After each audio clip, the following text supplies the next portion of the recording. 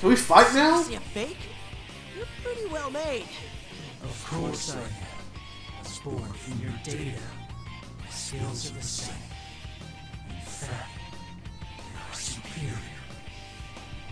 Or are you incapable of doing anything without your friends, Captain Assato? Oh my god. Just had to take a jab at my painful memories, didn't you? But Well, it's only been a day. since I know you're a fake, there's no need to hold back. You'll regret acting all gallant like that. Persona. What in the world? How did a fake sensei summon a real persona? Because it's plot, Teddy. It's the plot. Real? Dude, that's so not fair. Aren't you supposed to be limited to summoning personas in the TV world? I have a sharp retort all prepared, but no matter how I look at it, I'm at a disadvantage here. Wait, but hold on. Teddy just said this place smells the same as inside the TV. Could that mean... Yosuke, you have to run! Hurry! Stay back, Teddy. This seriously is a P1, and we won't be able to go on unless I win. With what's happened to the town, this is no time for hesitating. I'm gonna take a chance and go for it. I close my eyes and concentrate on my feelings. There's no doubt about it. I sense a large power somewhere inside me and hone in on it with my senses. I have to believe in myself. There's a part of me somewhere that's determined not to run anymore. I will defeat this guy and go tell everyone what's going on. Come, Persona! Finally, here we go. A fight.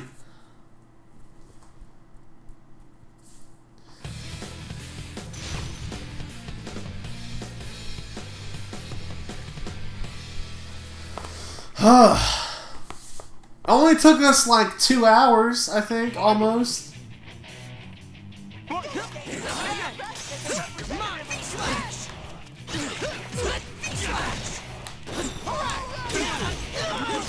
Oh. Just getting started. Alright, come! Can you see this? Ow.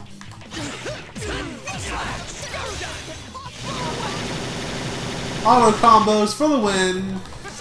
Don't get me! You don't get me! You're too slow! Come on! Can you see this? Go, Jiraiya! Mine! Mine! Can you see this? Ah, he went to a Shadow Rush mode. Off to finish him off with an auto combo. Don't get me! Don't get me! You don't get me! You don't... I was trying to see if he could do the counter, but he wouldn't. He wouldn't agree. He wouldn't actually. He would just run at me instead. Ha ha! I win! The moment I declare victory over the fake you, the red pillars surrounding us shatter with a tinkling noise. If the P1 rules still apply, that must mean the invisible walls are gone now. But man, even though he's a fake, it was pretty tiring to fight another Persona user. Every time I clashed with him, my muscles were burning up. My eyes still feel like they're prickling. Huh, am I that out of shape? Yosuke! I believed in you! As I'm pushing away the red fog, Teddy comes rushing towards me with a tear-stained face and a drippy nose. I open my arms and reflexively dodge him. Yosuke? Dude, what did you expect? You were practically soaking in fog, tears, and snot. I pretend not to notice his offended look and try to come up with something else to talk about. Well, fake you. Are you... Ah! Whoa! And it's gone. The hell was that? When I turn around, the fake you starts to melt into black goop before my eyes. The surreal sight leaves me at a loss for words, but not Teddy. Well, you beat a shadow, that's always what happens. Sensei's melted like butter! It's more, I guess that was more like the Persona 3 shadows. This is kind of a gross way to prove it. Even as we speak, the fake you bubbles up and continues to melt away. I guess they weren't lying when they said this fake was made with a shadow. Still, just because it's a fake doesn't change the fact that it looks like you. Seeing it dissolve like that makes me feel a little sick. Huh? Once the fake you completely loses its shape, becoming just a black puddle, these particles of light float up from it into the sky. What's that? Hey, Yosuke. And that was a shadow, not Sensei, right? For the love of God, yeah. If it were you, I'm pretty sure it wouldn't melt into goo like that. You at least hope It's not. true, but, What is it? You're being really cagey today. Labby-chan's kidnapper said he wanted to steal our personas and make them into shadows, right? Do you think Sensei's persona got stolen and became that thing you fought? What? Like hell that would happen. Wait, it wouldn't, right? Doubtful. I don't think the main character would lose like that. No, that's impossible. There's no way he'd go down so fast. But that fake was really strong, and the way it fought did seem a lot like the real you. Anyway, we gotta hurry and find the others. This whole thing is making me more and more nervous. And man, suddenly I can use my persona in the real world? What's happening to this town? Well, you're in the dark I hour. smell the real Sensei. And from the other direction, I'm sniffing... Oh, it's Yuki-chan! Really? Can you smell the other guys too? No, just those two. Actually, this might not be good. I sense shadows real close to both of them. Oh, we get to choose who we get to play as next, I assume. Oh, well, we're gonna have to split up. We need to make sure everyone's safe first. After that, we can meet up at Jeunesse. I'm sure you won't get lost with that nose of yours. Alrighty then. In that case, it's time to fully open up my bare nostrils. Roar!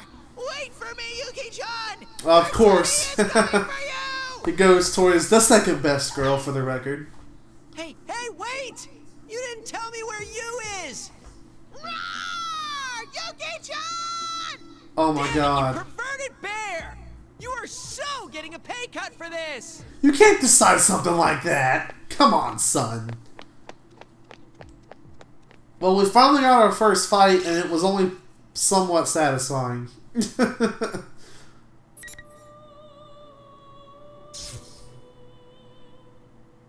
Ah.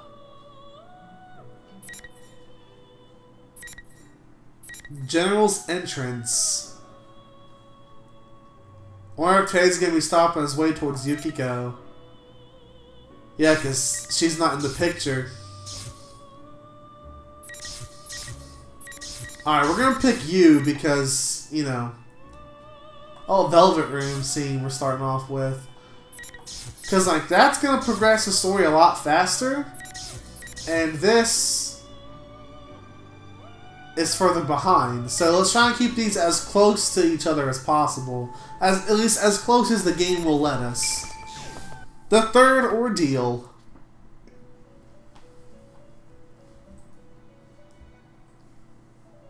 I'm about to hear their new voices again. Ah, I'm dreading. Ah!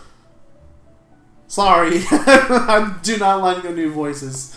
I know that voice. When I look around, no you don't, I see an endlessly blue space I've come to know well. You don't know this voice? It's a Velvet Room, a place where the ceiling, floor, and even the walls are a deep azure. It exists between mind and matter, and not far away from me sit two figures. Did I startle you? No, but... I'm sure that I opened the front door to leave for Jeunesse. I don't remember it ever connecting to the Velvet Room before. Or is this a dream? When has that ever naturally occurred to you? Marie? Oh shit, Marie's here! Another figure steps forth when Margaret, the resident of this room, calls to her. Sorry, I asked her to do this. There's something I have to do right now. Marie, or rather the minor goddess who now protects this town, speaks cryptically of a crisis. What happened? I can't really tell you because of the rules of this room, but you've noticed, right? Something terrible's about to happen to this town. I'll do my best to stop it, but that won't even come close to being enough. So, you might end up in danger again. Because of this. Well, what were you doing yesterday? I see, Marie could be said to be the... Okay, hold on, I messed that up. I see. Marie could be said to be one and the same with this town. Any problems with the town leads directly to problems with Marie, creating a burden on her. Marie's fighting this too. Leave it to me. I'll protect this town from whatever's coming. Marie looks surprised for a moment at my words. She shouldn't. She loves you. Then she looks down and says nothing. Marie, yeah, the blush. Are you okay? You stupid goody-goody womanizing lame-o. Just hurry and get out of here.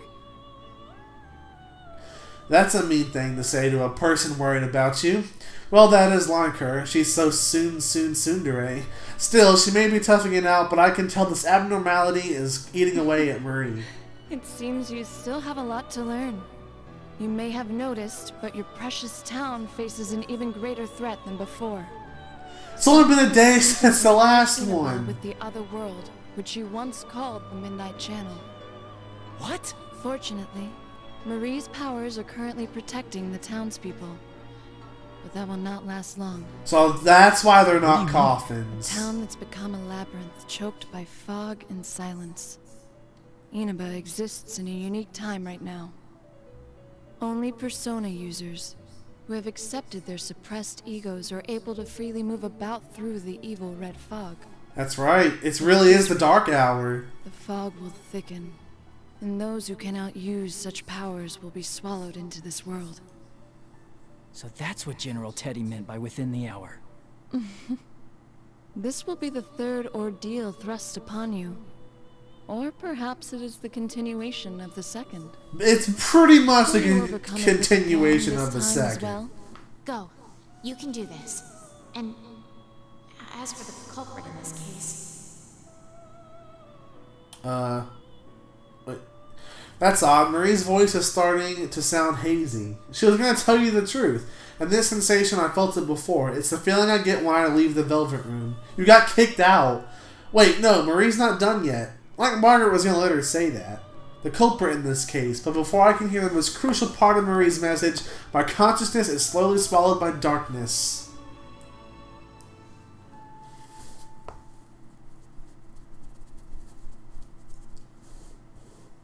When I come to, I'm standing in front of the Dojima residence. I can't just stand around here, though. As if to shake off my fears, I start running towards jeunesse.